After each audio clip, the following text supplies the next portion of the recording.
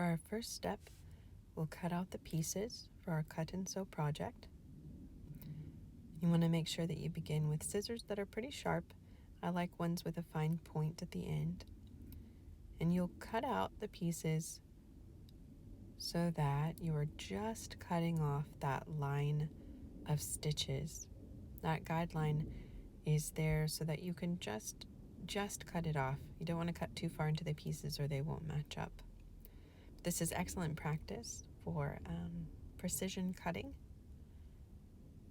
And I usually try to start with simpler pieces and practice on those first, and then work my way to the more complicated pieces if we're doing a project with young sewers. So we'll start with a circle, and you can see that I've just taken off that line of stitches and really no more. You can kind of pull away any leftover bits of thread.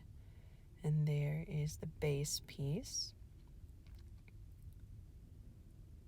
Next, I'm going to cut out the carrots because they're also a pretty simple shape. I'm going to go ahead and cut them in half first so that you're only dealing with one carrot at a time. And I'll just cut off that thread guideline there, right inside the thread. You're basically just cutting the thread off of the fabric. You'll notice that my scissors are staying pretty straight.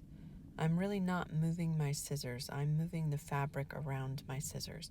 And that allows for quite a bit of precision.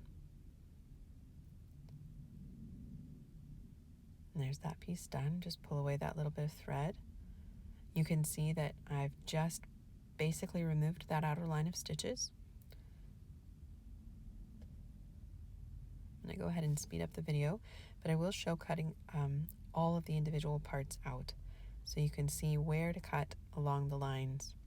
I've used contrast thread colors, so the carrot and the carrot tops are outlined in white so that you can see them, and the bunny is outlined in a dark green so that you can see where you're supposed to cut. This one I'll also cut apart so that you're only dealing with one leaf at a time. If you cut carefully, you might be able to use that little bit of felt for another project. One of the things that we have enjoyed doing with the kids in our handwork classes is that we'll cut that felt into really small pieces and then string it with small beads to make bookmarks or bracelets, that sort of thing. So even the small bits of that beautiful wool felt can be useful. I'm going to go ahead and continue just cutting around the outer line, just removing that thread line. This piece is a little bit more curvy, so you want to take your time and work on precision and accuracy with your cutting.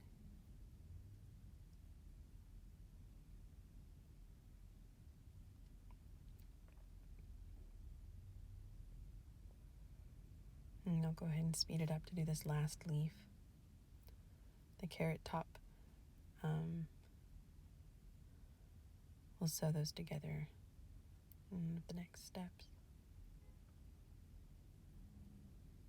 You'll notice my scissors just pretty much facing out away from me, and I'm moving the fabric around where I'll need to cut. All right, I'm making progress with my pieces.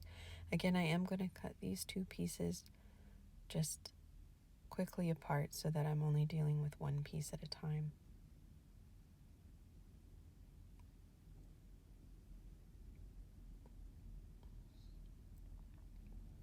I like to start with the bottom line and that straight cut.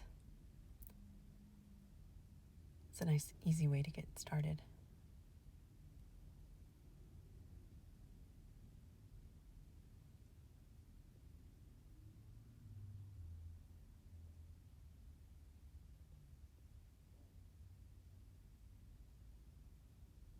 And just keep cutting around the outline, taking your time.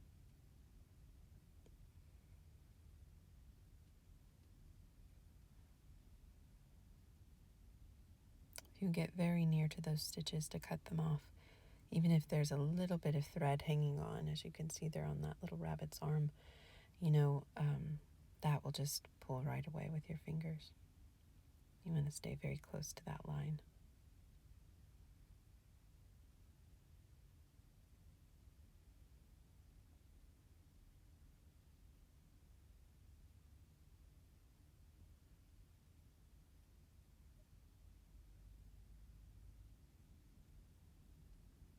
I'll just continue cutting, making my way around the bunny.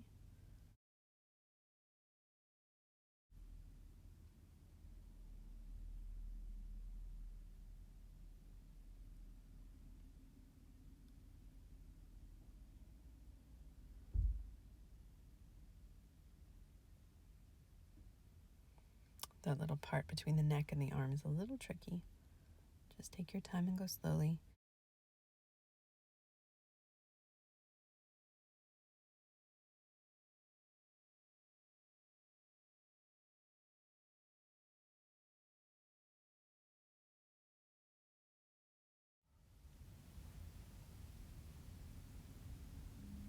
All right, I finished the back body piece. And as you see, I've stayed very close to the outer edge, cutting right along that line. Now I'm going to do the body front piece.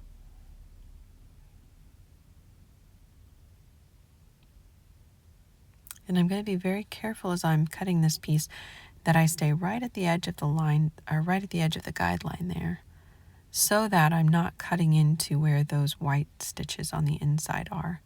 So that inner line of white stitches is going to be important when we're sewing together our project. It'll provide a guideline for our whip stitches.